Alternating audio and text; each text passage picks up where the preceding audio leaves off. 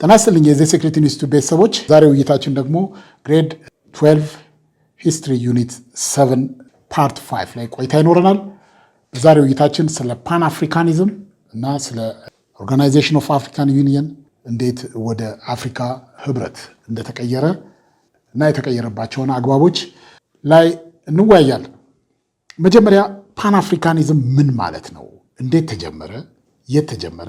በነማን ተጀመረ? የሚሉትን ነገሮች ለመመልከት ፓን አፍሪካኒዝም እንግዲህ መጀመሪያ ፓን የሚለውን ምን ማለት ነው የሚለውን ፓን ማለት የግሪክ ተርም ሲሆን ኦል ማለት ነው እና ኤምፋሳይዝ የሚያደርገው ፓን አፍሪካኒዝም ስንል ምንድነው? ዩናይቲንግ ኦል አፍሪካንስ ወይ ደግሞ አፍሪካኖችን ኢን ስፓይት ኦፍ ዜር ሎኬሽን አፍሪካን ባክግራውንድ ያላቸውን ሰዎች አፍሪካንና አፍሪካኖችን አንድ ላይ አድርጎ የሚመለከት ኮንሰፕት ነው እና የአፍሪካን ህብረት ላይ መሰራት ስላለበት ሁኔታና የተሰራውን ስራ የሚያመላክት ነው እና ፓን ማለት ኦል ነው ግሪክ። ስለዚህ አፍሪካ ህብረትን ጥቁሮች በመተባበር የነበረባቸውን ችግር በጋራ መቅረፍ ላይ ያተኮረ እንቅስቃሴ ነበር እና ዲፊኒሽኑ ምንድን ነበረ? ፓን አፍሪካኒዝም ማለት እንቅስቃሴ ነበረ። ምን አይነት እንቅስቃሴ ነበረ? ኢት ዋዝ a movement for the unity of all people of African descent globally የአፍሪካ ዝርያ ያላቸውን ሁሉን ጥቁሮች በዓለም አቀፍ ደረጃ የማስተባበር እንቅስቃሴ ነበር።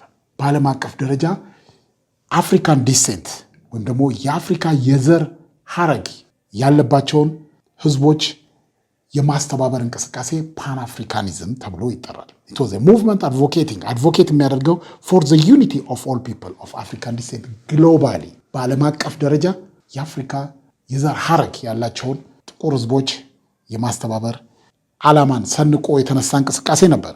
ይሄ ፓን አፍሪካን ሙቭመንት የት ተጀመረ? እነማን ናቸው የጀመሩት ብለን ስንል የተጀመረው በአፍሮ አሜሪካንስ እና ካሪቢያን አካባቢ ባሉ ህዝቦች ናቸው። አፍሪካ ውስጥ አይደለም የተጀመረው። it was started outside of Africa። ይህን ደግሞ የጀመሩት አፍሮ አሜሪካን አፍሪካን አሜሪካን ዝርያ ያላቸው እና ካሪቢያን አካባቢ የሚኖሩ ጥቁሮች ናቸው። እንግዲህ አንዱ የአፍሮ አሜሪካንስ ስንመለከት አብዛኛው በስሌቭ ትሬድ አንሴስተሮቻቸው በአፍሪካ የባሪያ ንግድ ጊዜ ወደ አትላንቲክን አቋርጠው አሜሪካን ፕላንቴሽን ላይ ሲሰሩ የነበሩ የነሱ ዲሴንዳንቶች ናቸው። ካሪቢያን በሉት አሜሪካ በሉት ያሉት ጥቁሮች ዛሬ ኦል ኦቨር ዘ ወርልድ የተበተኑት አብዛኞቹ በትራንስ አትላንቲክ ስሌቭ ትሬድ ጊዜ አንሴስተሮቻቸው ከአፍሪካ በባርነት ሄደው እዛ ሲቆዩ የነሱ ዝርያዎች ናቸው። ስለዚህ ይሄ እንቅስቃሴ የተጀመረው በአፍሮ አሜሪካንስ እና በካሪቢያን ፒፕል ነው። የተጀመረበት ደግሞ it was in response to racism ይደርስባቸው ከነበረ የዘር መድሎ የተነሳ የተፈጠረ እንቅስቃሴ ነው። it originated in response to racism በነጮች ይደርስባቸው የነበረ የዘር መድሎን ለመቋቋም በሚያደርጉት እንቅስቃሴ የተፈጠረ ሙቭመንት ነው። ምንድነው ፓን አፍሪካኒዝም ፕሮሞት የሚያደርገው? ፓን አፍሪካኒዝም ፕሮሞት የሚያደርገው ብራዘርሁድ ኤንድ ሲስተርሁድ among all black communities in Africa, North and South America and West Indies። በአፍሪካ በሰሜንና በደቡብ አፍሪካና በዌስት ኢንዲስ የሚገኙ ጥቁር ህዝቦች መካከል ወንድማማችነትና እህትማማችነትን ፕሮሞት የሚያደርግ እንቅስቃሴ ነበር።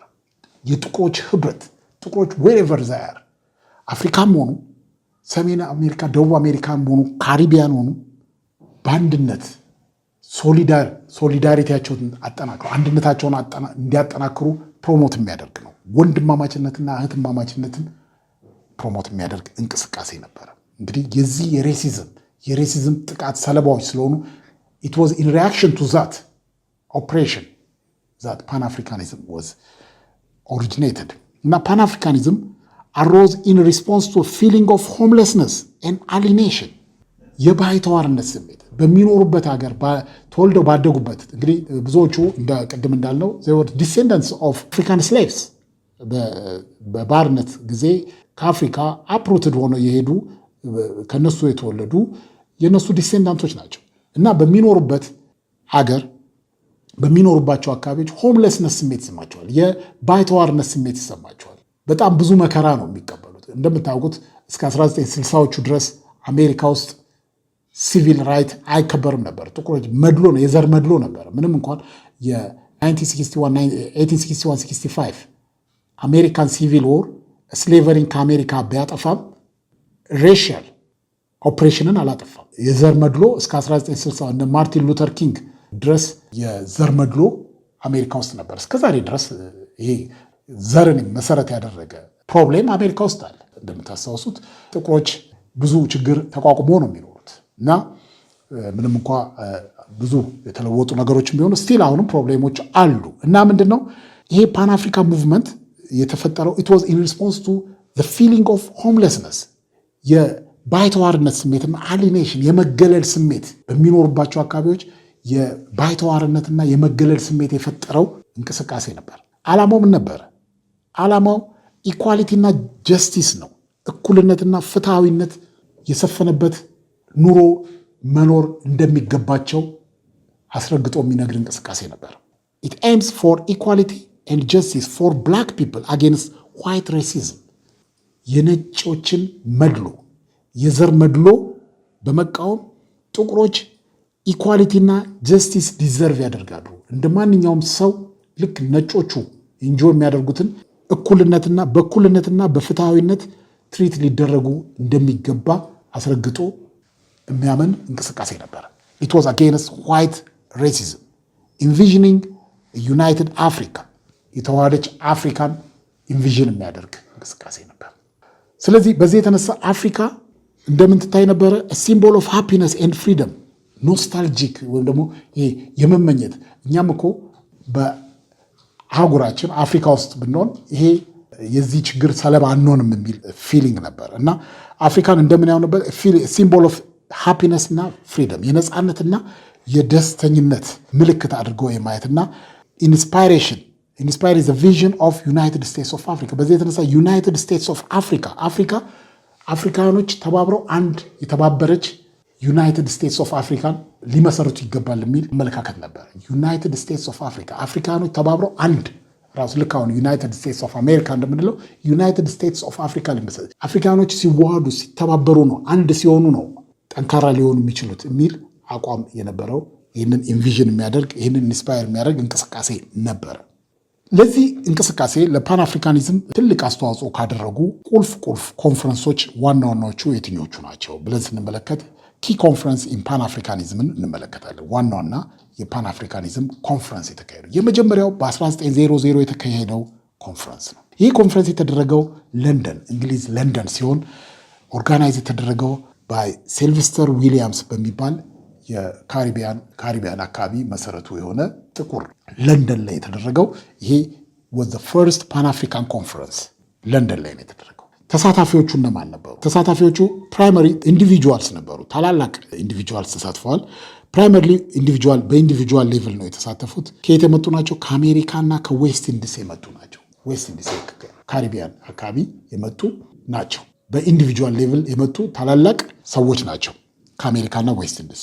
ኢምፖርታንሱ ምንድን ነው? የዚህ የፈርስት ፓን አፍሪካን ኮንፈረንስ 1900 ለንደን ላይ የተደረገው ሲግኒፊካንሱ ምንድን ነው ስንል ኢት ማርክድ ዘ ፈርስት ኦርጋናይዝድ ፖለቲካል ኤክስፕሬሽን ኦፍ ፓን አፍሪካኒዝም ፓን አፍሪካኒዝምን ለመጀመሪያ ጊዜ በአደባባይ በተደራጀ መልኩ የተገለጸበት ኮንፈረንስ ነው። ኦፕንሊ ለመጀመሪያ ጊዜ ታዋቂ ሰዎች ታላላቅ ሰዎች ለንደን ላይ ተሰብስበው ስለ ፓን አፍሪካኒዝም በአደባባይ ሀሳባቸውን ኤክስፕረስ ያደረጉበት በመሆኑ ታላቅ ቦታ ይሰጠዋል። በፓን አፍሪካን እንቅስቃሴ ጊዜ ታሪክ ውስጥ የለንደን ኮንፈረንሱ በዚህ ሁኔታ ትልቅ ስፍራ ይሰጠዋል። ከ1945 በፊት ታዋቂ የነበሩ የፓን አፍሪካኒስት ሊደሮች እነማን ነበሩ ስንል መጀመሪያ የምናገኘው ዱቦይስ ነው። ዶክተር WEB ዱቦይስ ከ1868 እስከ 1963 የኖረ እና ፋዘር ኦፍ ፓን አፍሪካኒዝም በመባል የሚታወቀው ዱቦይስ አፍሮ አፍሪካን አሜሪካናዊ ነው። በጣም ይታወቃል። ፋዘር ኦፍ ፓን አፍሪካኒዝም በመባል ይታወቃል። እና የዱቦይስ አቋም ነበረ he advocated rights of blacks in host countries የጥቁሮች ነፃነት ኢኳሊቲ እና ጀስቲስ ሊከበርላቸው የሚገባው በሚኖሩበት አገር ነው ወይም ደግሞ ሆስት ካንትሪስ ላይ መብታቸው እኩልነታቸውና ነፃነታቸው ተከብሮላቸው በሆስት ካንትሪ መኖር ይገባቸዋል የሚል አቋም ነው ያለው። አሜሪካ ውስጥ ከሆነ ያሉት በአሜሪካ ውስጥ መብትና ነፃነታቸው ተከብሮላቸው ሊኖሩ ይገባል። ካሪቢያን ከሆኑ ካሪቢያን ውስጥ መብትና ነፃነታቸው ተከብሮላቸው በሚኖሩበት ሀገር መብትና ነፃነታቸው ፍትህና ነፃነት ሊያገኙ ይገባል የሚል አቋም ነበር ያለው በሚኖሩበት ሀገር ኢን ዘ ሆስት ካንትሪስ ነው። እና ይህ ታዋቂ ስኮላር እና ራይተር ታዋቂ ስኮላር ነው፣ ታዋቂ ጸሐፊም ነው። እና ይሄ የዱቦይስ አቋም ነበር። በሚኖሩበት ሀገር መብታቸው ተከብሮ መኖር ዲዘርቭ ያደርጋሉ ይገባቸዋል የሚል አቋም። ሌላው ታዋቂ የፓን አፍሪካ ሊደር ማርከስ ጋርቬ ነው። ማርከስ ጋርቬ ጃማይካዊ ነው። የሱ አቋም ደግሞ ከዱቦይስ ይለያል። ምንድነው ማርከስ ጋርቬ የሚለው? ብላክ ባክ ቱ አፍሪካ ሙቭመንት የሚል አቋም አለው። አፍሪካውያኖች ወደ ምንጫቸው መመለስ አለባቸው። ነፃነታቸው ተከብሮ ፍትሐዊ ትሪትመንት በነፃነት ሊኖሩ የሚችሉት ወደ አፍሪካ ሲመለሱ ነው የሚል አቋም ነበረው። ከዱቦይስ ጋር በዚህ ሀሳብ አይስማሙ፣ ልዩነት ነበራቸው። ያኛው በሆስት ካንትሪ መብታቸው ሊከበርላቸው ይገባል ይላል። ይሄኛው ግን ባክ ቱ አፍሪካ ሙቭመንት የሚለውን ይደግፋል። አፍሪካኖች ወደ አፍሪካ ወደ ምንጫቸው መመለስ አለባቸው። እዛ ነው ነፃነታቸው የሚከበርላቸው፣ እዛ ነው በነፃነት ሊኖሩ የሚችሉት የሚል አቋም ነበረው እና ይሄ አቋም ነበሩ ኤምፋሳይዚንግ ሪተርን ቱ አፍሪካ የሚል እንትን ነበረው። ሌላው ማርከስ ጋርቬ የሚታወቀው ዩኒቨርሳል ኔግሮ ኢምፕሩቭመንት አሶሲዬሽን በሚባል የዚህ መሪ ነበረ። እነዚህ ናቸው በምስሉ ላይ የምትመለከቱት። ይሄ ዱቦይስ ነው፣ ይሄኛው ማርከስ ጋርቬ ነው። ቀጥሎ ታዋቂው ትልቁ የፓን አፍሪካ ሙቭመንት ዘ ፊፍዝ ፓን አፍሪካን ኮንፈረንስ ነው። 1945 ላይ የተካሄደው የፊፍዝ ፓን አፍሪካን ኮንፈረንስ። ሌሎች ኮንፈረንሶች አሉ፣ እነዚህ ግን በጣም ፕሮሚነንት ናቸው። የተካሄደው አሁንም እንግሊዝ ውስጥ ሆኖ ማንቸስተር ላይ ነው። ይሄኛው በጣም ሌላ ለየት ያለ ሲግኒፊካንስ አለው። ፊፍዝ ፓን አፍሪካን ኮንግረስ በጣም ትልልቅ ልክ እንደዛ ሁሉ የራሱ ሲግኒፊካንስ ነበረው። አንደኛው እዚህ ኮንፈረንስ ላይ ነው ለመጀመሪያ ጊዜ አፍሪካኖች የተሳተፉት። ማርክድ ዘ ፈርስት ፓርቲሲፔሽን ኦፍ አፍሪካንስ ፍሮም ዘ ኮንቲኔንት። ከአፍሪካ አህጉር እዚህ ኮንፈረንስ ላይ አፍሪካን ወክለው የተሳተፉ ታላላቅ ሰዎች የተገኙበት ነው። የበፊቱን የፈርስት ፓን አፍሪካን ኮንግረስ ስንመለከት ኢንዲቪጁዋል ቤዝ ነው፣ ከአፍሪካ የተሳተፈ የለም። እዚህ ግን ፓርቲሲፔሽን ኦፍ አፍሪካ ፈርስት ፓርቲሲፔሽን ኦፍ አፍሪካ ፍሮም ዘ ኮንቲኔንት ነው አንደኛው። ሁለተኛው ኢምፖርታንት ፖይንት ምንድነው? ኢት ፎከስድ ኦን ኢንዲፔንደንስ ኦፍ አፍሪካን ኔሽንስ። የአፍሪካ አገሮች ከቅኝ ግዛት ነፃ መውጣት አለባቸው በሚል ቁልፍ ነጥብ ላይ ያተኮረ ነበር። አፍሪካ should be decolonized፣ ከኮሎናይዜሽን ነፃ መውጣት አለባት የሚል አጀንዳ የነበረው እዚህ ላይ ትኩረት ያደረገ ኮንፈረንስ ነበር። በዚህ ኮንፈረንስ ላይ የተሳተፉ ታላላቅ የአፍሪካ የነፃነት ትግል መሪዎች ነበሩ። ከነዚህ ውስጥ አንዱ ኳሜ ንክሩማ ነው። የጋናው ኳሜ ንክሩማ እና የኬንያው ጆሞ ኬንያታ እዚህ ኮንፈረንስ ላይ ተሳትፈዋል። የፊፍዝ ፓን አፍሪካን ኮንፈረንስ አውትካሙ ምን ነበረ ስንል ተሳታፊዎቹ እነዚህን አንኳር ነጥቦች ላይ ተወያይተው ውሳኔ አስተላልፈዋል። ካስተላለፉት ውሳኔ አንዱ ምንድነው? ሬዲነስ ቱ ዩዝ ቫዮለንስ ሚንስ ዲተርሚኔሽን፣ የቅኝ ግዛት ቀንበርን ከአፍሪካ ላይ አሽቀንጥሮ ለመጣል ተስማምተዋል። በዚህ ትግል ወቅት አስፈላጊ ከሆነ እስከ ቫዮለንት ሚንስ የኃይል እርምጃ እስከ መውሰድ ለመድረስ ዝግጁ እንደሆኑ የወሰኑበት ውሳኔ ነው። they declared readiness to use violence if their demands for independence were not addressed by colonial powers። ቅኝ ገዢዎች ከተቻለ በሰላማዊ መንገድ ነፃነታቸውን ለመቀዳጀት፣ ካልተቻለ ግን ነፃነታቸውን ለመስጠት የአፍሪካ ቅኝ ገዢዎች የማይስማሙ ከሆነ ግን የአርምድ ስትራግል ወይም ደግሞ ቫዮለንስ ኃይል በመጠቀም ጭምር የቅኝ ግዛት ቀንበራቸውን አሽቀንጥሮ ለመጣል ዝግጁ መሆናቸውን ያወጁበት ኮንፈረንስ ነው። ሌጋሲው ምንድን ነው? ከዚህ ኮንፈረንስ የተገኘው ሌጋሲ ወይም ውርስ the decision made by the fifth Pan-African Conference ውሳኔ የተወሰነ። ይሄ ውሳኔም ዩናይትድ አፍሪካንስ in their struggle for political independence አፍሪካኖች በሚያደርጉት የጸረ ቅኝ አገዛዝ ትግል በህብረት ለመታገል የተስማሙበት ነው። ቅኝ አገዛዝ ከአፍሪካ ተጠራርጎ እስኪወጣ ድረስ በጋራ ለመታገል አቋም የተያዘበት ትልቅ ኮንፈረንስ ነው። ይሄ ሌጋሲው ነው። እንግዲህ ይሄ ሌጋሲ ነው አስቀጥለው በዛ መሰረት ታግለው ተባብረው አፍሪካን ከቅኝ ግዛት ነፃ ማውጣት የተቻለው በዚህ አግባብ ነው። ስለዚህ the fifth Pan African Congress በአፍሪካ ጸረ ቅኝ አገዛዝ ትግል ውስጥ ትልቅ ስፍራ የሚሰጠው ኮንፈረንስ ነው። Formation of the African Unity OAU እንግዲህ OAU እንግዲህ እንደምታውቁት አፍሪካ አንድነት ድርጅት ነበር በፊት የሚባለው። የአፍሪካ አንድነት ድርጅት መቀመጫውን አዲስ አበባ ውስጥ ያደረገ ነው። ይሄም የራሱ ትልቅ ስፍራ ኢትዮጵያ በአፍሪካ ታሪክ ውስጥ ትልቅ ስፍራ ያላት ሀገር መሆኗን የሚያመላክት ነው። አፍሪካ ውስጥ ብቸኛዋ ቅኝ አገዛዝን አሳፍራ የመለሰች ነፃይቷ ኢትዮጵያ እሱ ብቻ አይደለም፣ ለብዙዎቹ የአፍሪካ አገሮች ነፃ መውጣት ትልቅ ተጋድሎ ያደረገች አገር በመሆኗ የአፍሪካ አንድነት ድርጅት አዲስ አበባ ኢትዮጵያ እንደሚገኝ ሁላችሁም ታውቃላችሁ። እንዴት ነው ይሄ ትልቅ አህጉራዊ ድርጅት ሊመሰረት የቻለው የሚለውን አንስተን ስናገር እንግዲህ የማንቸስተሩ ኮንፈረንስ 1945 ማንቸስተር ኮንፈረንስ the fifth Pan African Conference ለዚህ ትልቅ መደላድል ፈጥሯል። It laid the foundation for the establishment of OAU ለአፍሪካ አንድነት ድርጅት መመስረት የፊፍዝ ፓን አፍሪካን ኮንግረስ ቅድም እንዳየነው ትልቅ አስተዋጽኦ አድርጓል። they were determined አፍሪካ ሀገሮች ነፃ በመውጣት በህብረት ተባብረው ከቅኝ አገዛዝ ነፃ ለመውጣት ተስማምተዋል። በዛ ረገድም ተንቀሳቅሰው ነፃ ለመውጣት ችለዋል እና ኮንቲኔንታል ኦርጋናይዜሽን ኢን አፍሪካ እንግዲህ ይሄ አህጉር አቀፍ ድርጅት አፍሪካ ላይ እንዲመሰረት ችሏል እና ኢንፈሳይዚንግ አፍሪካን ዩኒቲ አፍሪካኖች ተባብረው ለጋራ ችግራቸው የጋራ መፍትሄ የሚያበጁበት ድርጅት ነው። the establishment of the United States of Africa እንደውም ምንድነው አንዳንዶቹ በኋላ እንደምንመለከተው ፖለቲካል ዩኒቲ እንደውም አፍሪካኖች አንድ መሆን አለብን፣ በቃ ተዋህደን አንዲት ዩናይትድ ስቴትስ ኦፍ አፍሪካን እንመሰርታለን የሚል አቋም ሁሉ ነበራቸው። ፖለቲካል ዩኒቲ በቃ አንድ እንደ አንድ ሆነን ሁሉም የአፍሪካ አሁን ዛሬ የአፍሪካ ሀገሮች የምንላቸው አንድ ሆነው ዩናይትድ ስቴትስ ኦፍ አፍሪካን ለመስረት ነበረ ፖለቲካል ዩኒቲ። በኋላ እናየዋለን። ይሄ ነው እንግዲህ ዋና ዋና ነጥቡ። መጀመሪያ ግን የአፍሪካ ህብረት ሲመሰረት እንደዚሁ አፍሪካ ህብረት በ1963 ተመሰረተ እንላለን። አዲስ አበባ ዋናው መቀመጫ ሆኖ ተመሰረተ እንላለን። ኢትወዝ እንደምናስበው በጣም ቀላል አልነበረም። ብዙ ትግሎች፣ ብዙ ውጣ ውረዶች የነበሩበት ነው። ብዙ ተለፍቷል። በዚህ ረገድ የወቅቱ የኢትዮጵያ መሪ አፄ ኃይለሥላሴ ትልቅ ሚና ተጫውተዋል። ከታላላቅ የአፍሪካ መሪዎች ጋር በመሆን ብዙ ውጣ ውረዶችን ተቋቁሞ ነው መጨረሻ ላይ አፍሪካ አንድነት ድርጅት ሊመሰረት የቻለው። አለመግባባቶች ነበሩ። ፖስት ኮንፈረንስ ዲቪዥንስ አሮዝ አሞንግ አፍሪካን ሊደርስ ሪጋርዲንግ ዘ ክሪኤሽን ኦፍ ፖለቲካሊ ዩናይትድ አፍሪካ አንዲት የተዋሃደች አፍሪካን አልመሰረትን በሚለው ኢሹ ላይ ዩናይትድ ስቴትስ ኦፍ አፍሪካ መመስረት አለብን በሚለው ኢሹ ላይ ብዙ ኮንቴንዲንግ ኢሹስ ነበሩ። ሊስማሙባቸው ያልቻሉ ብዙ ልዩነቶች ነበሩ እና ይህንን በኋላ አስታርቆ ወደ አንድ ነጥብ መምጣት ብዙ ትግል የፈጀ ነው። ብዙ ዲፕሎማሲያዊ ጥረት አስፈልጎታል።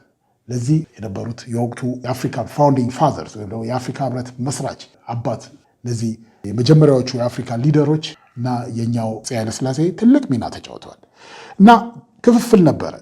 ናሽናሊስት ሊደርስ አንዳንዶቹ ለምሳሌ እንደ ጁሊየስ ኒሬሬ ኦፍ ታንዛኒያ፣ ኳሜ ንክሩማ ኦፍ ጋና ቪውድ ኔሽን ስቴትስ አዝ ስቴፕ ቱወርድስ ብሮደር ዩኒቲ ፖለቲካል ዩኒቲ ወይም ደግሞ ዩናይትድ ስቴትስ ኦፍ አፍሪካን አንድ የተዋሃደች በፖለቲካ የተዋሃደች አፍሪካን ከመመስረት በፊት የሚቀድመው ኔሽን ስቴት ወይም ደግሞ የየራሳችን አገር መመስረት ነው።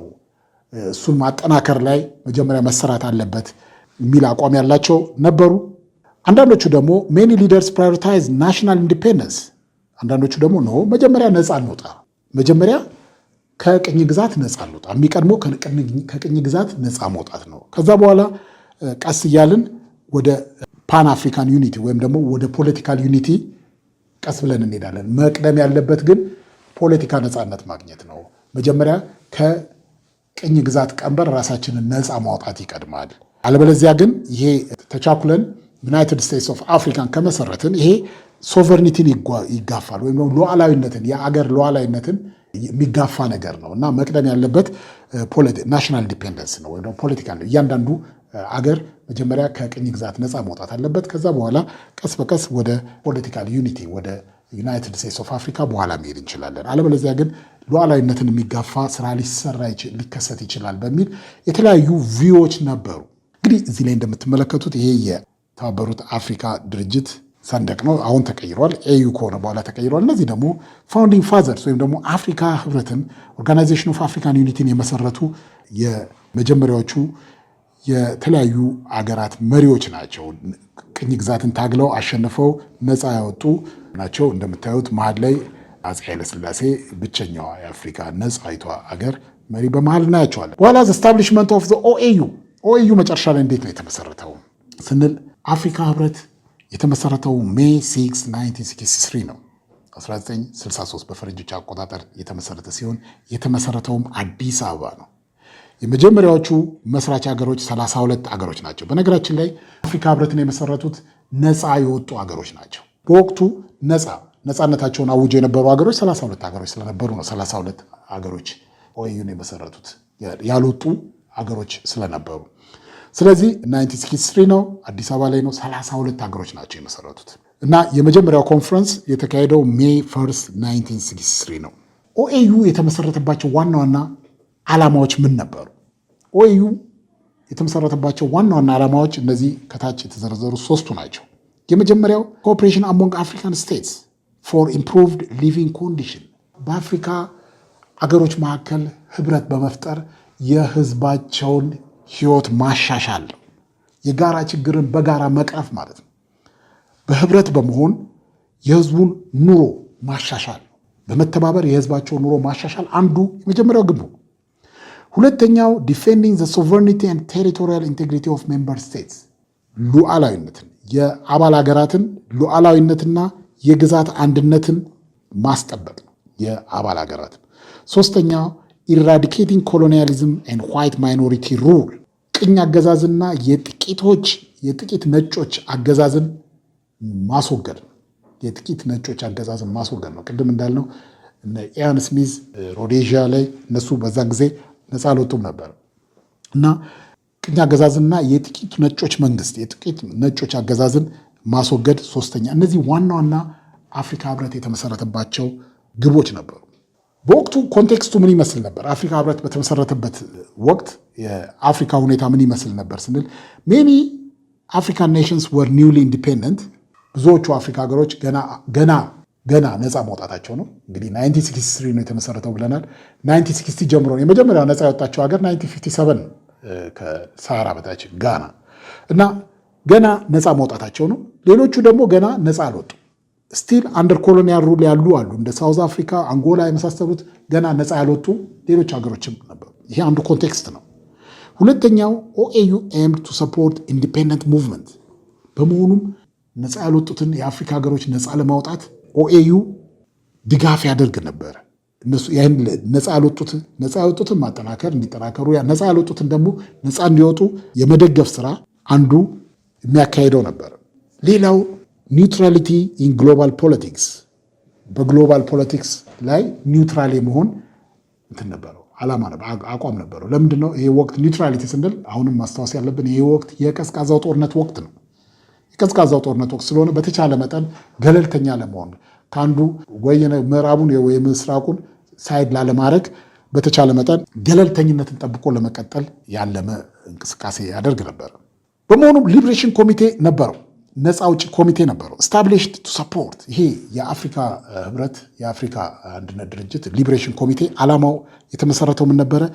የነፃነት ትግል የሚያደርጉ ህዝቦችንና አገሮችን መደገፍ ነበር። ስታብሊሽድ ቱ ሰፖርት ኢንዲፔንደንስ ሙቭመንት ኤንድ ፕሮቴክት ዘ ኢንትረስት ኦፍ ኢንዲፔንደንት ስቴት፣ ነፃ የወጡ ሀገሮችንም ኢንተረስት መጠበቅ ነው።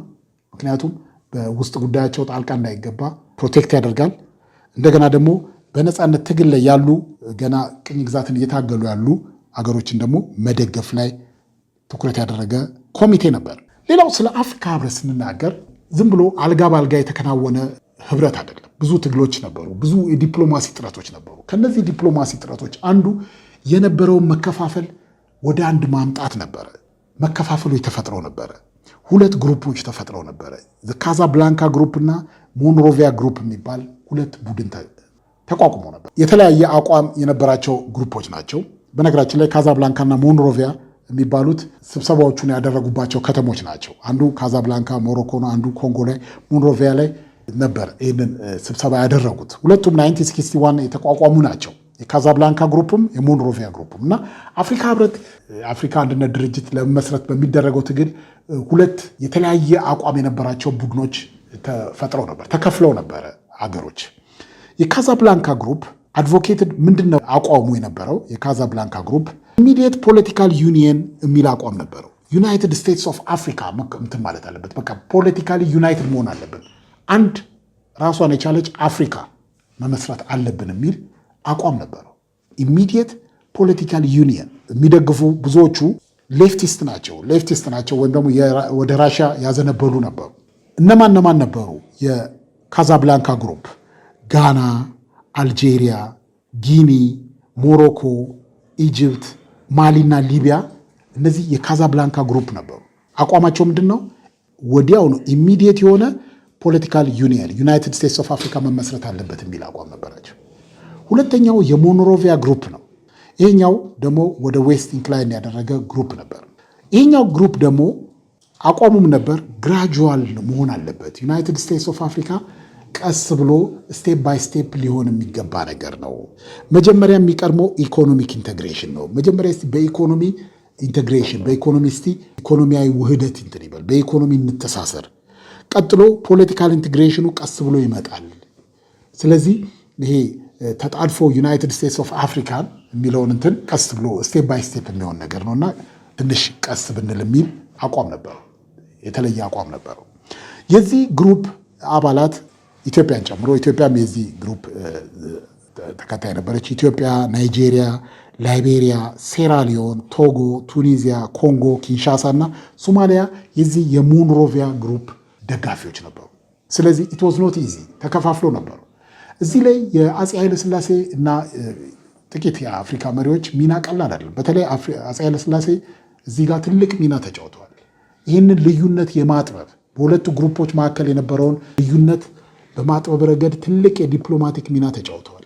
መሪዎችን በማግባባት እናንት በማለት ወደ አንድ እንዲመጡ ወደ አፍሪካ አንድነት ድርጅት እንዲመሰረት ልዩነታቸውን በማጥበብ ወደ አፍሪካ አንድነት ድርጅት ምስረታ እንዲመጡ አድርገዋል። አፍሪካ አንድነት ድርጅት ራሱ ሁለቱንም ግሩፕ ኢንተረስት ግምት ውስጥ በከተተ ሁኔታ የተቋቋመ ድርጅት ለመሆን ችሏል እና ዘሮሎ ኃይለሥላሴ ቀላል አልነበረም። እንዲሁ እንደምናየው ዝም ብሎ አፍሪካ አንድነት ድርጅት አዲስ አበባ ተመሰረተ 1963 የምንለው አይደለም። ብዙ በዚህ ወቅት በጣም የኢትዮጵያ ውጭ ጉዳይ ሚኒስትር የነበሩ ብዙ ጊዜ በዚህ ረገድ ስማቸው የማይነሳ አንድ ታዋቂ ሰው ትልቅ ሚና ተጫውተዋል። በወቅቱ የኢትዮጵያ ውጭ ጉዳይ ሚኒስትር የነበሩ ከተማ ይፍሩ ይባላሉ። ከተማ ይፍሩ በዚህ ረገድ ትልቅ ዲፕሎማቲክ ሚና ንጉሱ ጎን በመሆን ትልቅ ስራ ሰርተዋል እና ዘሮሎ ኃይለሥላሴ ምን ነበር? አፄ ኃይለሥላሴ ፕሌድ ኪ ሮል ኢን ዩናይቲንግ ዘ ካዛብላንካ ኤንድ ሞንሮቪያ ግሩፕስ። የካዛብላንካ እና የሞንሮቪያ ግሩፕ ልዩነታቸውን እንዲያጠቡና በማድረግ በጣም ዋይዝ የሆነ ብልህነት የተሞላው የማስታረቅ የማቀራረብ ሚና ተጫውተው አባብለው ቀስ ብለው ወደ አፍሪካ አንድነት ድርጅት እንዲመሰረት ያደረጉ ትልቅ ሚና ተጫውተዋል። ለዚህ ነው በአፍሪካ አንድነት ድርጅት ሁሌ ሲነሳ አፄ ኃይለሥላሴ ትልቅ ቦታ የሚኖራቸው ለዚህ ነው። ስለዚህ ካዛብላንካና ሞንሮቪያ ግሩፕ ልዩነት እንዲጠብና ወደ አንድ ነጥብ እንዲመጡ አድርገዋቸዋል። ፋሲሊቴቲንግ ዘ ክሪኤሽን ኦፍ ዘ ኦኤዩ ልዩነታቸውን በማስታረቅ አፍሪካ አንድነት ድርጅት እንዲመሰረት ትልቅ ሚና ተጫውተዋል። አፍሪካ አንድነት ድርጅት ስለዚህ በ1963 በ32 አፍሪካ ሀገሮች ተመሰረተ። ነገር ግን አፍሪካ አንድነት ድርጅት በትችት አላመለጠም። ብዙ የሚተችባቸው ጉዳዮች ነበሩ። ብዙ የሚተችባቸው ነገሮች ነበሩ። ከአመሰራረቱም ጀምሮ አንዳንድ ይህንን ልዩነቶችን አጥብቦ አፍሪካ አንድነትን ለመመስረት ሲል አንዳንድ ያደረጋቸው ነገሮች በኋላ ለሚተችባቸው ነገሮች የራሳቸው አስተዋጽኦ ነበራቸው። አንዱ አፍሪካ አንድነት ድርጅት ከሚተችበት ነገር አንዱ ምንድን ነው? ቢሮክራቲክ ነው ተብሎ ይተቻል። ቢሮክራቲክ እና ኢንፌክቲቭ ነበረ፣ ውጤታማ አልነበረም ተብሎ እንትን ይተቻል። ኦኤዩ ፌስድ ክሪቲሲዝም ኦፍ ቢንግ ቢሮክራቲክ እና ኢንፌክቲቭ። እንደውም አንዳንዶቹ ምን ብለው ሌብል ያደርጉታል? ዲክታተርስ ክለብ፣ የአምባገነኖች ክለብ ብለው ይተቹት ነበረ። ለምንድን ነው ይህን እንደዚህ የሚሉት? ዲዩ ቱ ኢትስ ነን ኢንተርፌራንስ ፖሊሲ፣ በአገሮች ጉዳይ ጣልቃ አይገባም ነበረ። ይሄ የሆነበት ምክንያት ምንድን ነው? አፍሪካ አንድነት ድርጅት ሲመሰረት በአገሮች ውስጥ ጉዳይ ጣልቃ ላይገባ ተስማምተዋል። አንዱ ከተስማሙባቸው ነጥቦች በአንድ አገር የውስጥ ጉዳይ ውስጥ አፍሪካ አንድነት ድርጅት ጣልቃ አይገባም ተብሎ ተስማምተዋል። ስምምነት አለ። ስለዚህ አገሮች ውስጥ ሁማን ራይት ቫዮሌት ሲደረግ የመሳሰሉ ነገሮች ሲደረግ በአገሮች ውስጥ ጣልቃ መግባት ስለማይችል ኦልሬዲ የተስማሙበት ነገር ስለነበረ ይህንን መስራት አልቻለም። በዚህ የተነሳ ይተች ነበረ። የዲክታተሮች ማህበር ወይ ዲክታተሮች ጉባኤ ተብሎ ወይም ክለብ ተብሎ ይተች ነበረ። ይህም የሚተችበት ምክንያት ምንድን ነው? ነን ኢንተርፌረንስ አንዳንድ ሀገሮች ውስጥ ሂውማን ራይት አቢዩስ ሲደረግ ዜጎች ላይ ብዙ መከራ በመሪዎቻቸው ሲፈጸም ሀይ አይልም፣ ምንም አያደርግም ይላል። ምክንያቱም የተመሰረተበት ቻርተር ስለማይፈቅድለት ነው። ሌላው የሚተችበት ኢት ስትራግል ቱ አድሬስ ሂውማን ራይት ቫዮሌሽንስ ኤንድ ሲቪል ኮንፍሊክት። የተለያዩ አፍሪካ ሀገሮች ውስጥ የሰብአዊ መብት ጥሰት በጣም ከዚህ በፊት አንስተናል። ስለነ ኢዲ አሚን ዳዳ፣ ስለነ ቦካሳ እና ብዙ ኢንክሉዲንግ ኢትዮጵያ ወታደራዊ አገዛዝ ጊዜ የነበረው ራሱም በንጉሱም ጊዜ ሁማን ራይት ቫዮሌሽንስ የሰብአዊ መብት ጥሰቶች ይደረጋሉ በየሀገሩ። ያንን ለመቋቋም ለመታደግ ያደረገው ነገር የለም። አንዱ የሚተቸው በሱ ነው። ሌላው ሲቪል ኮንፍሊክት እንደምታውቁት ፖለቲካል ኢንስታቢሊቲ ነበረ፣ እርስ በርስ ግጭት ነበረ፣ ተከታታይ መፈንቅለ መንግስት ሲደረግ እነዚህ ሁሉ ሁኔታዎችን ለመታደግ ምንም ያደረገው ነገር የለም በሚል ይተቻል። ለምሳሌ ናይጄሪያ እና አንጎላ ውስጥ የተከሰተው ግጭት ሲቪል ዎር የመሳሰሉት በሚተችበት በእነዚህ ጉዳዮች ይተች ነበር። እዚህ ምስል ላይ እንደምትመለከቱት እንግዲህ አፍሪካ ህብረት መሰረት አፄ ኃይለሥላሴ ንኩሩማ፣ ይሄኛው ማን እንደሆነ ማወቅ አልቻልኩም። ይሄ እንግዲህ ምን ያህል ከለርፉል በሆነ ሁኔታ መስርቶ እንደነበር ያሳየናል። እና ሌጋሲ ኦፍ ኦኤዩ ሌጋሲው ምንድን ነው? የኦኤዩ ስንል ኦኤዩ ሲግኒፊካንትሊ ኮንትሪቢዩትድ አንድ ትልቅ ውርሱ የኦኤዩ ምንድን ነው? It significantly contributed to the independence of many African states. ለብዙዎቹ የአፍሪካ ሀገሮች ነፃነት፣ ፖለቲካ ነፃነት ወይም ደግሞ ከቅኝ ግዛት ነፃ እንዲወጡ ብዙ ኮንትሪቢዩት አድርጓል። ከዛ በኋላ ቀስ ብሎ ወደ አሁን ወዳለው ወደ አፍሪካ ዩኒየን ኢቮልቭ ሊያደርግ ችሏል። ኦኤዩ ሮል እና ቻሌንጆች ምንድን ነበሩ? ኦኤዩ ነበሩ ሚናና የገጥሞት የነበሩት ፈተናዎች ምን ነበሩ ብለን ስንመለከት አንዱ ሊብሬሽን ኮሚቴ ሰፖርት ኢንዲፔንደንት ሙቭመንት ሰክሰሱን ስንመለከት ኢንዲፔንደንት ሙቭመንቶችን ደግፏል። ብዙ ጸረ ቅኝ አገዛዝ እንቅስቃሴዎችን ደግፏል። ይሄ ሰክሰሱ ነው። የተቋቋመበትም አንዱ እሱ ነበረ። ይህን አሳክቷል ማለት እንችላለን። ሁሉም የአፍሪካ ሀገሮች ከቅኝ ግዛት ነፃ ወጥተዋል። ይሄ ሰክሰሱ ነው። ክሪቲሳይዝድ ፎር ቢንግ ኤ ቢሮክራቲክ ፎረም ኖት ኢፌክቲቭ አድሬሲንግ ሂውማን ራይት ቅድም እንዳለው ይተቻል። ሂውማን ራይትን በማለት ይተቻል። ፖሊሲ ኦፍ ነን ኢንተርፌራንስ የሚተችበት ነው። ጣልቃ አይገባም በአገሮች ጉዳይ። ሌድ ቱ ኢንአክሽን አጌንስት ኦፕሬሲቭ ሬዥምስ በጣም ጨቋኝና ኦቶሪቴሪያን የሆኑ ስርዓቶችን ምንም ኢት ዋዝ ኢንአክቲቭ ምንም አያደርግም ነበር። በዚህ ይተቻል። የኢትዮጵያ ሚና ምንድን ነው? ዋት ዋዝ ዘ ሮል ኦፍ ኢትዮጵያ ኢን ዩናይቲንግ አፍሪካንስ? ሰክሰስ እና ፌለር ኦፍ ዘ ኦኤዩስ ምንድን ነው? ስኬትና ውድቀቱ ወይም ደግሞ ውስንነቶቹ ምንድን ናቸው ብለን ስንመለከት ኦኤዩ እንግዲህ ሂስቶሪካል ኮንቴክስቱ ምንድን ነው ብለን ኢትዮጵያ ትልቅ ሚና ነው ያላት አፍሪካ ህብረት ላይ አፍሪካ አንድነት ድርጅት ላይ ኢትዮጵያ የነበራት ሚና እጅግ በጣም ከፍተኛ ነው። ለእኛ ብዙም ላይታወቀን ይችላል፣ ግን በሌሎች አፍሪካ ሀገሮች ለኢትዮጵያ ያላቸው እይታ በጣም የተለየ ነው። ምክንያቱም የሚታወቅ ነው የኢትዮጵያ ሚና። አንደኛ ኢትዮጵያ እንኳን እኛ አይደለንም መላው ጥቁር ህዝብ የሚኮራበት ብቸኛዋ ያልተገዛች በቅኝ ግዛት ያልተገዛች ያም ያልተገዛችም ደግሞ በልጆቿ ጠንካራ ትግል ምክንያት ነፃ ያወጣች ነጮችን ድል አድርጋ ነፃ ያወጣች ሀገር ነች። ስለዚህ ሂስቶሪካል ኮንቴክስቱ ምንድነው? ኦንሊ አፍሪካን ኔሽን ኖት ኮሎናይዝ። ስለዚህ ሲምቦል ኦፍ ሬዚስታንስ ነች ኢትዮጵያ። የትግል የአርበኝነት ምሳሌ ሆና ለሌሎች አፍሪካ ሀገሮች ትልቅ ተምሳሌት የሆነች ሀገር ነች። ስለዚህ ኢትዮጵያ ሲምቦል ኦፍ ኢንዲፔንደንስ የነፃነት ምሳሌ ሆና ሌሎቹን ኢንስፓየር ያደረገች ሀገር ነች። ኢትዮጵያ ለአፍሪካኖች ብቻ ሳይሆን ለጠቅላላው ጥቁሩ ዓለም በሙሉ ኢትዮጵያ የነፃነት ተምሳሌት የሆነች ሀገር ነች። አፄ ኃይለሥላሴ ሊደርሺፕም እንደዚሁ በዚህ የተነሳ በጣም ፒቮታል ነው። በጣም ትልቅ ስፍራ በአፍሪካም ሆነ በዓለም ላይ ሁሌ ሲታወሱ የሚኖሩበት ትልቅ ያደረጉት ስራ በምሳሌነት የሚጠቀስ ነው። ትልቁ ቅድም እንዳልነው ከአፍሪካ ህብረት ጋር ከተጫወቱ ትልቁ ሚና በሞንሮቪያ እና በካዛብላንካ ግሩፕ መካከል የነበረውን ልዩነት በዘዴ በብልሃት በዲፕሎማሲያዊ መንገድ ፈተው ትልቁን ጉዳይ ማሳካት መቻላቸው ነው። አፍሪካ ህብረት በዚህ የተነሳ በዚህ አለመግባባት የተነሳ ላይ ስኬታማ ላይሆን ይችል ነበር። ይህን ግን አስታርቀው ህብረቱ እንዲመሰረት የተጫወቱት ሚና ቀላል አይደለም። ስለዚህ ኦኤዩ እንዲመሰረት ትልቅ ሚና ተጫውተዋል። ከዛ ኪ ኢንስታብሊሽንግ ዘ ኦኤዩ ኤንድ ሰፖርቲንግ ሊብሬሽን ሙቭመንት በሊብሬሽን ሙቭመንት በአፍሪካ ከቅኝ ግዛት ነፃ ለማውጣት በተደረገው ትግል ሆነስትሊ ስፒኪንግ ከአፄ ኃይለሥላሴ ጀምሮ የነበሩ መንግስታት በሙሉ ከዛሬ ድረስ አፍሪካ ውስጥ የተለያዩ ቡድኖች አለመግባባት ሲከሰት ሁሉ እስከዛሬ ድረስ ኢትዮጵያ የማስታረቅ ሚና ትጫወታለች። ቲፒካል ኤግዛምፕል የቅርቡን እንኳን ብንመለከት ሱዳን ውስጥ በሁለቱ መሪዎች መካከል የሚፈጠር አለመግባባት ሲፈጠር በተለያየ ጊዜ ኢትዮጵያ የማስታረቅ ሚና ትጫወታለች። ይሄ ከንጉሱ ኃይለ ሥላሴ ጊዜ ጀምሮ የቀጠለ ነው። ይሄ መሬት ላይ የሚታይ ፋክት ነው። ስለዚህ ኢትዮጵያ በተለይ በንጉሱ ጊዜ እና እስከ መንግስቱ ኃይለማርያም እስከ ወታደራዊ አገዛዝ ጊዜ ድረስ የነፃነት ትግልን ትደግፍ ነበር። የአፍሪካ ነፃነት ትግልን ትደግፍ ነበር። ማንዴላን እዚህ አምጥቶ ከማሰልጠን ጀምሮ የተለያዩ ማቴሪያልና የሞራል ድጋፍ ትሰጥ ነበረ። በወታደራዊ አገዛዝ ጊዜ የዚምባብዌ ነፃ አውጪዎች እዚህ ኢትዮጵያ ውስጥ መጥተው ሰልጥነዋል። ለአንጎላ፣ ለሞዛምቢክ ድጋፍ ትሰጥ ነበረ። ብዙ ጸረ ቅኝ አገዛዝ ትግልን በከፍተኛ ሁኔታ ኢትዮጵያ ትደግፍ ነበር። በንጉሱ ጊዜ ብቻ ሳይሆን በወታደራዊ መንግስት ጊዜ ሁሉ ይሄ ድጋፍ ቀጥሎ ነበር እና ኢትዮጵያ አፍሪካ ሀገሮች ዘንድ ያላት ሚና ከንጉሱ ጀምሮ እስከ ዛሬ ድረስ የቀጠለ ነው። ዛሬም ድረስ አለመግባባቶች ሲከሰቱ በማስታረቅ ሚና ላይ ዲፕሎማቲካሊ ሁኔታዎችን ከመፍታት አኳያ ኢትዮጵያ የምትጫወተው ሚና ዛሬም ድረስ የቀጠለ ነው። ስለዚህ ሊብሬሽን ሙቭመንትን ደግፋለች። ፕሮቫይደድ ሚሊተሪ ትሬኒንግ ማንዴላ እዚህ ሰልጥኗል።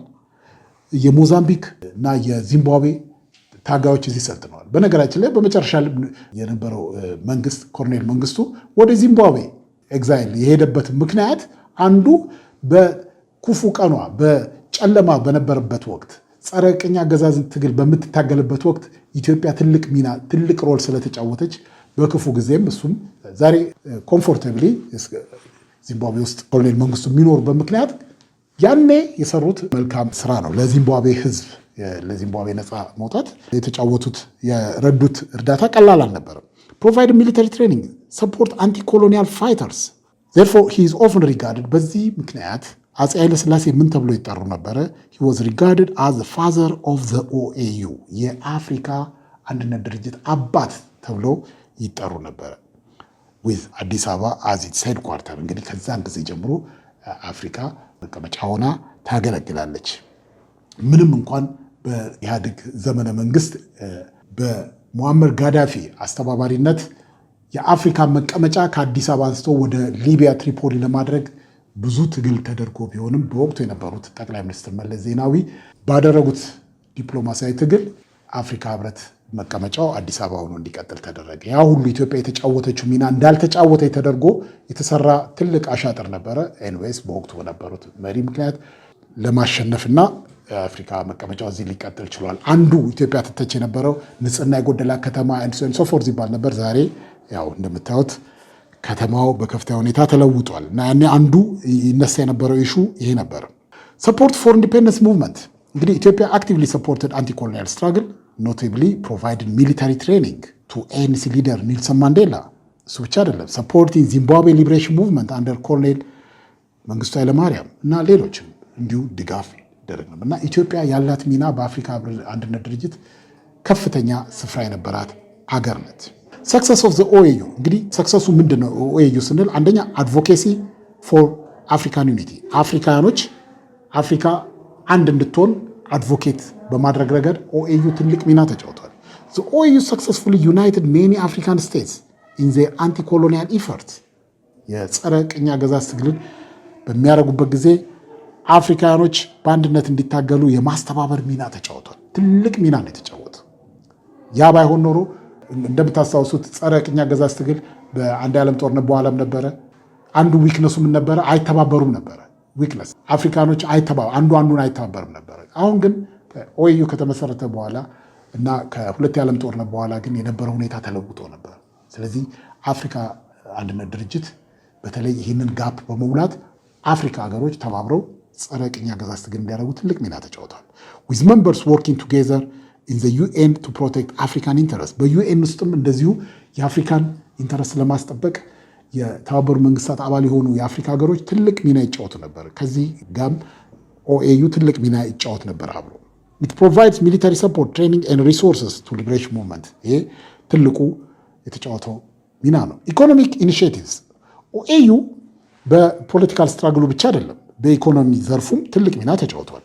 አፍሪካን ዲቨሎፕመንት ባንክ በማቋቋም የተለያዩ የልማት ስራዎች አፍሪካኖች በራሳቸው ኢኮኖሚ ላይም ተባብረው እንዲሰሩ አድርጓል እና አፍሪካን ዲቨሎፕመንት ባንክ ቱ ፈንድ ዲቨሎፕመንት ፕሮጀክትስ አክሮስ አፍሪካ ውስጥ ያሉ የተለያዩ የልማት ስራዎችን የሚደግፍ አፍሪካን ዲቨሎፕመንት ባንክ እንዲቋቋም ያደረገው ይኸው አሁንም ኦኤዩ ነው።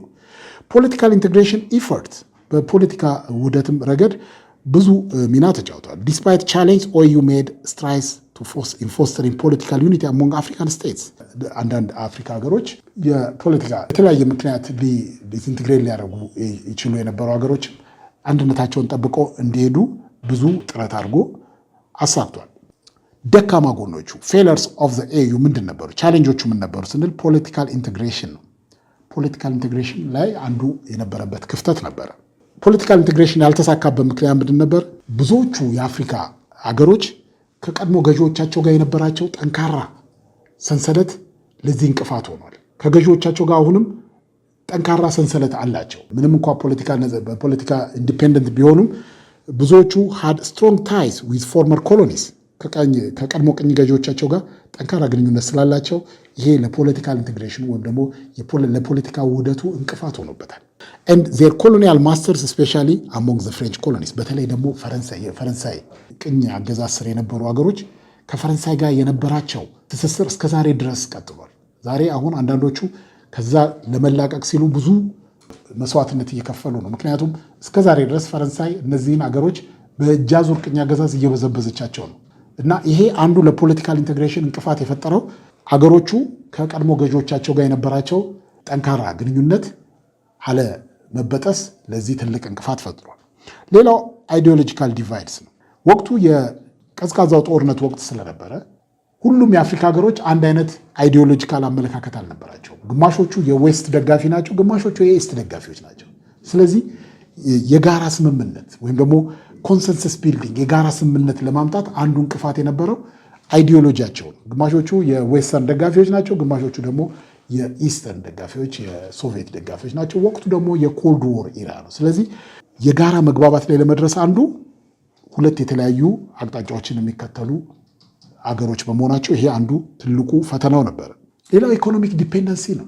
የኢኮኖሚ ጥገኝነት አንዱ አፍሪካነትን ፈትኖት የነበረው ፖለቲካል ኢንዲፔንደንስ ዲድ ኖት ኢኩዌት ቱ ኢኮኖሚክ ኢማንሲፔሽን። ምንም እንኳ በፖለቲካ ከቅኝ ግዛት ነፃ ቢሆኑም በኢኮኖሚ ግን ነፃ አልወጡም።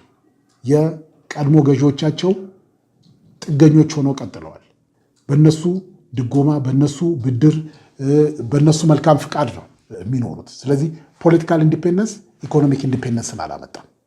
ስለዚህ አብዛኞቹ ሀገሮች የቀድሞ ገዢዎቻቸው ጥገኞች፣ ኢኮኖሚ ጥገኞች በመሆናቸው ነው። ሜኒ አፍሪካን ኔሽንስ ሪሜንድ ኢኮኖሚካሊ ዲፔንደንት ኦን ፎርመር ኮሎኒያል ፓወርስ። ይሄ አንዱ ትልቁ ፈተና ነበረ። በመሆኑም ፋይናንሻል ኤድ ኤንድ ሎንስ ኦፍን ኬም ዊዝ ኮንዲሽን እርዳታ፣ የተለያዩ ፋይናንሻል እና ብድር ነክ ጉዳዮች የቀድሞ ገዢዎቻቸው ይሰጧቸዋል። ሲሰጧቸው ግን መጀመሪያ ይሄን ካረክለው ኮንዲሽን አብረው ነው እንትን የሚሉት ኮንዲሽን፣ ይሄን ያህል እርዳታ ሰጣለሁ፣ ግን ይሄን ታደርግልኛለህ፣ ማዕድንን ትሰጠኛለህ፣ ቤዝ ትሰጠኛለህ፣ ወታደራዊ ቤዝ ትሰጠኛለህ፣ እኔን በተባበሩ መንግስታት ድርጅት ይሄን እንደዚህ አይነት ውሳኔ ሲወሰን እኔን ደግፈህ ትቆማለህ፣ ኤንሶ ፎርዝ እያደረጉ ማኒፑሌት ያደርጓቸዋል። በዚህ የተነሳ ይሄ ኢኮኖሚክ ዲፔንደንስ ሙሉ ነፃነት እንዲቀዳጁ አላስቻላቸው። ስለዚህ ኮንዲሽንስ ኤንድ ሃይ ኢንተረስት ሬትስ ዝም ብሎ አይደለም የሚሰጧቸው ኮንዲሽን፣ ይህን ብድር ይህንን ሎን እሰጥሃለሁ፣ ግን እንዲህ ታደርጉልኛላችሁ። ለ20 ዓመት ያስፈርሟቸዋል፣ ለተወሰነ ዓመት ያስፈርሟቸዋል። ማዕድንህን ከኔ ውጭ ማንም አይገዛም፣ እኔ በምሰጠው ዋጋ ነው የምትሸጠው። ሌላው ደግሞ ምንድነው ሃይ ኢንተረስት ሬት፣ የሚያበድሯቸው ደግሞ በከፍተኛ ኢንተረስት ሬት ነው። በመሆኑም የከፍተኛ የሆነ የዕዳ ክምር ሊያሸክሟቸው ይችላል። ስለዚህ ይሄ አንዱ ፈተና ነበር። ኦኤዩ ፖሊሲ ነን ኢንተርፌራንስ ፖሊሲ ነው የሚከተለው። አፍሪካ ህብረት ሲመሰረት በአገሮች የውስጥ ጉዳይ ውስጥ ጣልቃ ላይገባ ስምምነት አለ። ይሄ በመሆኑ ብዙ ጥፋቶች አፍሪካ ሀገሮች ውስጥ ሲከሰቱ አፍሪካ ህብረት ምንም ማድረግ አልቻለም።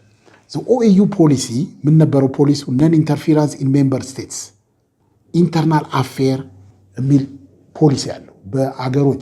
በአባል አገሮች የውስጥ ጉዳይ ውስጥ ጣልቃ ያለመግባት የሚል ፖሊሲ ስላለው አገሮች መንግስታት የህዝቦቻቸውን ሰብአዊ መብት ቫዮሌት ሲያደርጉ፣ በርስ በርስ ጦርነት ሲታመሱ አፍሪካ ህብረት ምንም ማድረግ አልቻለም ነበር። ምንም ማድረግ አልቻለም። ምክንያቱም ቻርተሩ ላይ ነን ኢንተርፌራንስ ነው። በአገሮች የውስጥ ጉዳይ ውስጥ ጣልቃ መግባት አይቻልም። ተስማምተዋል። ምክንያቱም ምን ብለናል? የሞንሮቪያ እና የካዛብላንካ ግሩፕን አስታራቂ የሆነ ሚድል ግራውንድ ይዞ ስለሆነ ኤዩ እንዲመሰረት የተደረገው የሁለቱንም ግሩፕ ኢንተረስት ለማስታረቅ ተሞክሯል። አንዳንዶቹ ምንድነው ናሽናል ሶቨርኒቲ እንዳይጣስባቸው ይፈልጋሉ። የአገር ሉዓላዊነት ላይ ጫና እንዳይፈጠርባቸው ይፈልጋሉ። ስለዚህ ይህን ለማስታረቅ ምንድነው ነን ኢንተርፌራንስ የሚል እንትን ተብሏል። በሀገሮች ውስጥ ጉዳይ ውስጥ አይገባም ኤዩ። ስለዚህ እነዚህ ሁኔታዎች አፍሪካ ህብረት በእነዚህ ሂውማን ራይት አፍሪካ ውስጥ የሌለ በሌላ በጣም እጅግ የሚዘገንኑ የሰብአዊ መብት ጥሰቶች ይፈጸሙ ነበር። በጣም ረጅም የብዙ ህዝብ ደም የፈሰሰበት ብዙ እርስ በርስ ጦርነቶች ይካሄዱ ነበር። ኢንክሉዲንግ አወር ኦን ካንትሪስ በእኛ ሀገር ጭምር እርስ በርስ ጦርነት ሲካሄድ ነበር በተለያዩ ፋክሽኖች። ይህን ሁሉ ሁኔታ ምንም ሊረዳ አልቻለም ነበር። ይሄ አንዱ ድክመቱ ነበር። መጨረሻ ላይ የምናየው ዘ ትራንዚሽን ፍሮም ኦኤዩ ቱ ኤዩ ከአፍሪካ አንድነት ድርጅት ወደ አፍሪካ ህብረት ሙቭ ያደረገበትን ሁኔታ ነው። እንግዲህ ከአፍሪካ አንድነት ድርጅት አሁን ወደሚጠራበት አፍሪካ ህብረት ተሸጋግሯል። ይህ የሆነው ሲርት ዲክላሬሽን ይባላል። ሲርት ዲክላሬሽን 99 ሲርት ሊቢያ ውስጥ የምትገኝ የሙአመር ጋዳፊ የትውልድ አካባቢ ነች። ሲርት ዲክላሬሽን 1999 ኮልድ ፎር ዘ ስታብሊሽመንት ኦፍ ዘ ኤዩ እንዲመሰረት ዲክላሬሽኑ አዋጁ የተዋወጀው እዚህ ሲርት የምትባል የሊቢያ ከተማ ላይ ነው። ሲርት ዲክላሬሽን ይባላል እና የተጀመረው ጁላይ 2002 ነው።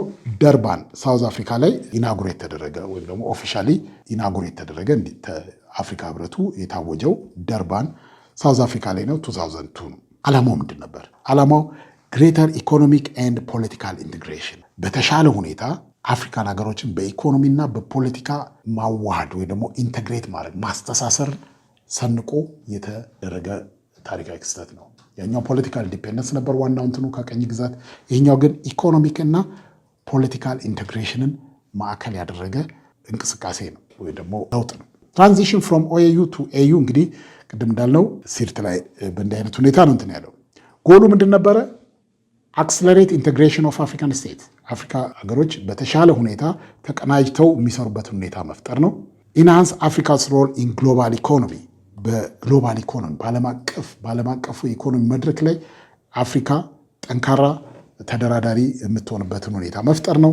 አድሬስ አድቨርስ ኢፌክትስ ኦፍ ግሎባላይዜሽን ይዞት የሚመጣውን ጎጂ ጎን ለመቋቋም የሚያስችል አቋም መገንባት ነው። በፖለቲካ፣ በኢኮኖሚ፣ በሶሻል፣ በካልቸራል ስፊር ላይ ግሎባላይዜሽን ይዞት ሊመጣው የሚችለውን ነገር መቋቋም የሚቻልበትን ሁኔታ መፍጠር ነው። እነዚህን ጎሎች ይዞ ነው ኤዩ የተመሰረተው ወደዚህ ትራንስፈር የተደረገው። ስለዚህ ስታብሊሽመንት ኦፍ ኤዩ ከኦኤዩ ወደ ኤዩ ጁላይ 2002 በእንዲህ አይነት ሁኔታ ተከናወነ። እንግዲህ ሪዝንስ ፎር ትራንዚሽን ኦኤዩ ሃድ ሰክሰስፉሊ ፋሲሊቴትድ ዲኮሎናይዜሽን ወይም ከቅኝ ግዛት ነፃ መውጣትን አከናወነ በስኬት። ፎት አጌንስት አፓርታይድን ታግሏል። በት ኒድድ ቱ ኢቮልቭ ኢንቱ ሞር ኤፊሽንት ኦርጋናይዜሽን። ግን የአፍሪካ ችግር በዚህ ብቻ የሚቀረፍ አይደለም። ብዙ ተደራራቢ ችግሮች ስላሉ ኤፊሽንት የሆነ ኦርጋናይዜሽን ሆኖ እንደገና መዋቀር ስላለበት ነው ወደ ኤዩ የተሸጋገረው። አፍሪካን ሊደርስ ሪኮግናይዝድ ዘ ኢምፖርታንስ ኦፍ ዲፐር ኢኮኖሚክ ኤንድ ፖለቲካል ኢንቴግሬሽን። ስለዚህ ጠንካራ የሆነ ኢኮኖሚክ እና ፖለቲካል ቅንጅት እንደሚያስፈልግ በመረዳታቸው ወደዚህ አሻግረውታል። ስትራክቸሩም ይመስላል ስንል ኪ ኦርጋኖች አሉት። አንዱ አሴምብሊ ነው። ያው እንደምታውቁት በየዓመቱ ኢትዮጵያ ውስጥ አሁን በቅርብ እንደተደረገው የአፍሪካ መሪዎች ሄድ ኦፍ ስቴትስ ኤንድ ገቨርንመንትስ መጥተው እዚህ ይወያያሉ። ኤክስኪዩቲቭ ካውንስል አለው፣ የስራ አስፈጻሚ ፐርማነንት ሪፕሬዘንታቲቭ ኮሚቴ አለው፣ ቋሚ መልእክተኞች አሉበት፣ ስፔሻላይዝ ቴክኒካል ኮሚቴስ አሉት፣ ፒስ ኤንድ ሴኪሪቲ ካውንስል አለው፣ አፍሪካን ዩኒየን ኮሚሽን አለ በኮሚሽነሩ የሚመራ። እነዚህ የኤዩ ዋና ቦዲዎች ናቸው፣ ኦርጋኖች ናቸው። ኢንክሉሲቪቲ እንግዲህ አላይክ ኦኤዩ ከኦኤዩ የሚለየው አንዱ ምንድን ነው? ኦኤዩ ፖለቲካል አስፔክት ወይም ደግሞ በመንግስታቶች ደረጃ ላይ የተወሰነ ግንኙነት ነበረ። ኤዩ ግን ብዙ ህዝቡን ያማከለ ህብረት ነው እና አንላይክ ኦኤዩ ዘ ኤዩ ኢዝ ኢንቴንድድ ቱ ቢ ኤ ፎረም ኦፍ ኦል አፍሪካን ፒፕልስ የመሪዎች ህብረት የመሪዎች ግንኙነት ወይም በገቨርንመንት ደረጃ ብቻ እንትን ያለ ሳይሆን ዘርፈ ብዙ የሆነ ኢኮኖሚያዊ፣ ፖለቲካዊ፣ ባህላዊ በተለያዩ መልኩ አፍሪካ ህዝቦች ጠቃሚ የሚሆኑበትን መድረክ መፍጠር ነው። ስለዚህ ኢት ዋዝ ኤ ፎረም ኦፍ ኦል አፍሪካን ፒፕልስ የሚባለው ለዚህ ነው። ዘርፈ ብዙ ነው። አድሬሲንግ ቫሪየስ አስፔክትስ ኦፍ ላይፍ ፖለቲካ ከዚህ በፊት እንዳየነው በፊቱ ኦኤዩ ፎከስ የሚያደርገው ፖለቲካል ኢንዲፔንደንስ ላይ ነው። አሁን ግን ዘርፈ ብዙ ነው ችግሩ። ማህበራዊ ችግር አለ፣ ካልቸራል ችግር አለ፣ ኢኮኖሚ ብዙ ዘርፍ ነው። ስለዚህ ኦል አስፔክትስ ኦፍ ላይፍ ኢንክሉዲንግ ኢኮኖሚ ኤንድ ካልቸር እነዚህን ሁሉ ያካተተ ፎረም ኦፍ ኦል አፍሪካን ፒፕል ህዝቡን የአፍሪካን ህዝብ ግምት ውስጥ ያስገባ ውህደት ወይም ደግሞ ህብረት። ኤጀንሲስ ስታብሊሽድ ፓን አፍሪካን ፓርላሜንት አለው ኤዩ። ሌላው ኢኮኖሚክ ሶሻል ኤንድ ካልቸራል ካውንስል አለው። ሂውማን ራይት ቦዲስ አለው። አፍሪካን ኮሚሽን ኦን ሂውማን ራይት ኤንድ ፒፕልስ ራይት የሚል ቦዲ አለው። አፍሪካን ኮርት ኦን ሂውማን ኤንድ ፒፕልስ ራይት የሚባል እንደዚሁ አለው። ኮንቲኔንታል ፋይናንሻል ኢንስቲትዩሽን አለው። ፕላንስ ፎር ኮንቲኔንታል ሴንትራል ባንክ፣ ኢንቨስትመንት ባንክ፣ ሞኔታሪ ፈንድ የመሳሰሉት ዘርፈ ብዙ ስራዎችን የሚሰሩ አካሎች አሉት። ኢምፓክት ኦፍ ኮሎኒያል ሩል ኢን አፍሪካ እንግዲህ መጨረሻ ላይ አሁን የምናየው ኮሎኒያል ሩል መጨረሻ ላይ አፍሪካ ላይ ትቶት ያለፈው ጠባሳ ምንድን ነው? ኢኮኖሚክ ኤንድ ሶሻል ኢፌክትስ አለው። ኢንፍራስትራክቸራል ዲቨሎፕመንት ነው። እንግዲህ አንዳንድ ጊዜ ቅኝ መገዛት ጥሩ ነው ብሎ እንትን የሚሉ ተሳሳተ አመለካከት አለ። አንዳንድ ቅኝ ገዢዎች በቅኝ አገዛዝ ወቅት የሰሯቸው ለራሳቸው ፐርፐዝ የሰሯቸው ጥቂት ስራዎች አሉ። እነሱን እንደ እድገት መለኪያ አድርጎ ቆጠረበት የተሳሳተ አመለካከት አለ። ኢንፍራስትራክቸራል ዲቨሎፕመንት ላይ ኮሎኒያል ፓወርስ መንገድና ሬል ሮድ የሰሩባቸው አካባቢዎች አሉ። ነገር ስንመለከታቸው ኢንፍራስትራክቸሮቹ ዓላማቸው ለህዝቡ ታስበው የተሰሩ ሳይሆኑ ሪሶርስን ኤክስፕሎይት ለማድረግ የተሰሩበትን ብንመለከት ሪሶርሱ ካለበት ወደሚጓጓዝበት ወደ አውሮፓ ለመውሰድ በሚያመች መልኩ የተሰሩ ውስን ኢንፍራስትራክቸሮች ናቸው እንጂ እንደዚህ ሰፋ ያሉ ኢንፍራስትራክቸሮች አልነበሩ። ራዘር ዛን ፋሲሊቴቲንግ ሎካል ዲቨሎፕመንት ስለ ሎካል ዲቨሎፕመንት ስለ አካባቢው ልማት ተገደው ወይም ጨንቋቸው የሰሩት አይደለም። የተሰሩት ጥቂት መንገዶችና ሬልዌይስ ምንድነው ሪሶርሱን ለማጋዝ በሚያመች ሁኔታ የተሰሩ ናቸው። ስለዚህ ይሄ አንዱ ኢንፍራስትራክቸር ዲቨሎፕመንት ላይ ኮሎኒያል ኢምፓክት ምንም የሰራው እዚህ ግባ የሚባል የሰራው ነገር የለም። እንደምተነጋገር ነው ከዚህ በፊት ፋክተሪ የመሳሰሉ ነገሮችን አልሰሩ፣ ምክንያቱም ያ የነሱ ፍላጎት ስላልነበረ። አንደር ዲቨሎፕመንት ኮሎኒያሊዝም ዲስቶርትድ ኢኮኖሚክ ዲቨሎፕመንት የሎካሉን የኢኮኖሚክ ዲቨሎፕመንት በጣም ዲስቶርት ያደረጉበት ሁኔታ ነው። አንዱ ኢምፓክቱ ይሄ ነው። ሊዲንግ ቱ ዲስአርቲኩሌትድ ማርኬትስ ኤንድ ትሬድ ሲስተም የተፈጠረው ምንድን ነው? ትሬድ ሲስተሙ ለቅኝ ገዢዎች እንዲያመች ተደርጎ የተሰራ ስለነበረ የነበረውን ኢኮኖሚክ ዲቨሎፕመንት የጎዳ ነው።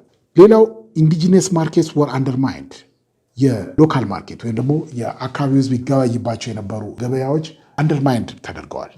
ሪዛልቲንግ ኢን ዲፔንደንሲ ኦን ዩሮፒያን ኢኮኖሚስ ያንን በማዳከም በአውሮፓ ኢኮኖሚ ላይ ዲፔንደንት ወይም ደግሞ ጥገኛ እንዲሆን አድርገዋታል። ኤጁኬሽን ነው ሌላው የቅኝ አገዛዝ አንዱ ትልቁ ኢምፓክት ትቶት ያለፈው ጠባሳ ትምህርት ላይ ነው። ሞደርን ኤጁኬሽን ኢንትሮዲውስድ ባይ ኮሎናይዘርስ ዲድ ኖት አላይን ዊዝ አፍሪካን ሪያሊቲስ አፍሪካ ከምትፈልገው ጋር የተያያዘ አይደለም።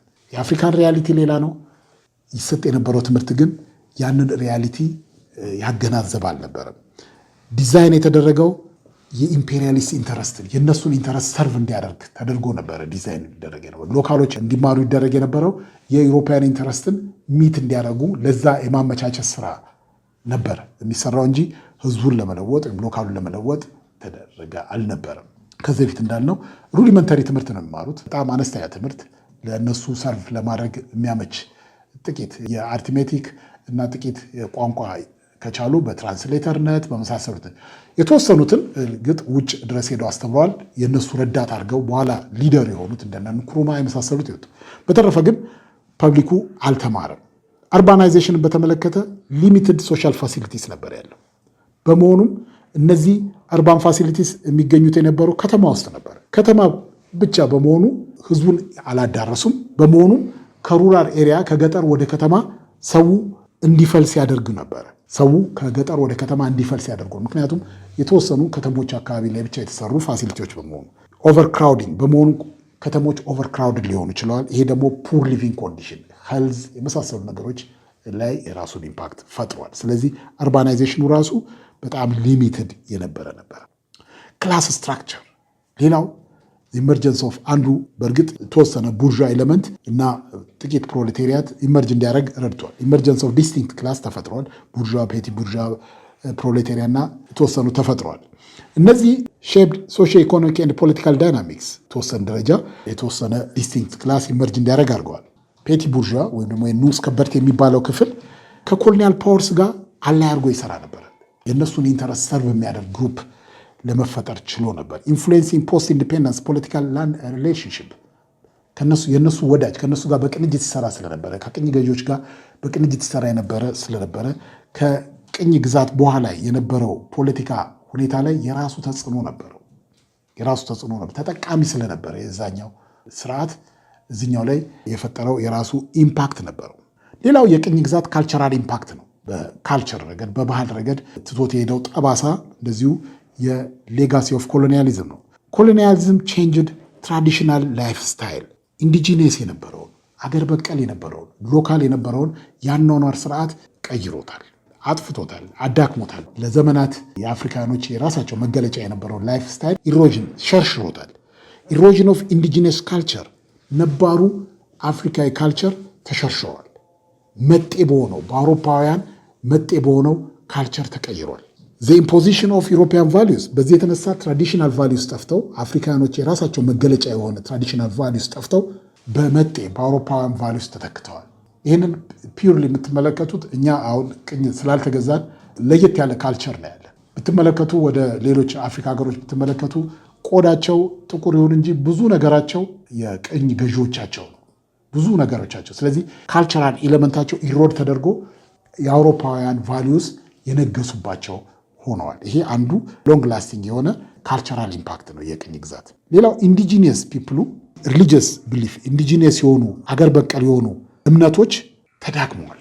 ሪሊጂየስ ቢሊፍስ የየራሱ መገለጫ የሆነ ሪሊጂየስ ቢሊፍስ ነበራቸው የየራሳቸው። እያንዳንዱ ሎካል አፍሪካን ኮሚኒቲ የራሱ የሆነ ሪሊጂየስ ቢሊፍ ነበረው። ያ እንዲዳከም ተደርጓል።